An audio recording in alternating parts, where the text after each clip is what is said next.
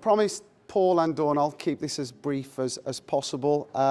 So 12 months ago, we decided to relaunch live auctions, which was, I think our first auction was held at the Bridge North Golf Club.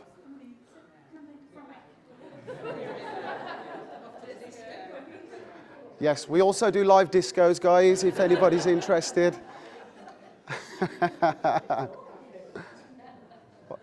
Okay, right. So, why have we reintroduced live auctions? Well, there's a number of different reasons. Predominantly, with a company that's been based since 1831, auctions is in our DNA. But with most things that we see across many different industries, there's a whole move towards online auctions, modern method of auction, and actually a lack of in-room and live events, basically. So, pretty similar to what we're doing this evening. I think there's a real need for people to get together and still have that connectivity. But from a selling point of view, we just found that the online platforms don't reproduce the kind of atmosphere and the intensity of live bidding, really.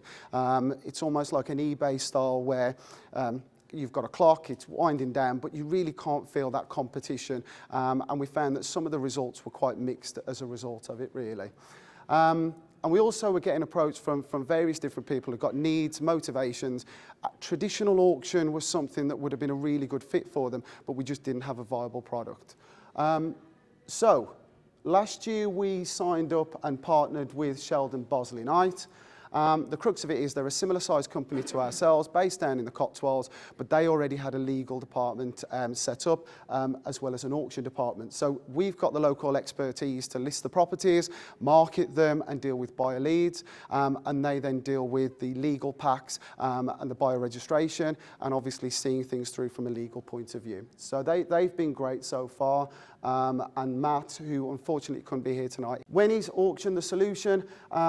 Again, the misconceptions of auction properties that they need to be, there's got to be a problem with it, run down, dilapidated, that horrible A word, it's almost an insult if you kind of suggest auction to some people. But if we're focusing specifically, even some of the auction companies that we see, they're advertising their auction services based on the conditions of these properties as a solution there.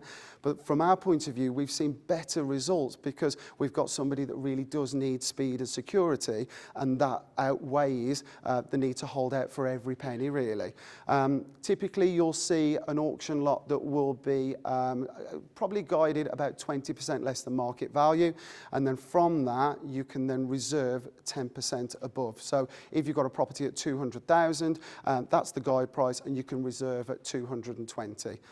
If you're brave, and I'll show some of the examples there, you will get more engagement, more offers, and that actually will end up in a better result overall. But you've got to have that.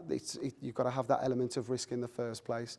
So yeah, a few of the examples that we've had: 6 Bell Lane, Broadheath, Tenbury Wells. Really nice property, deceased estate, the bungalow itself, solar panels, a little bit cosmetically dated, but nothing that you would say typically needs to go to auction.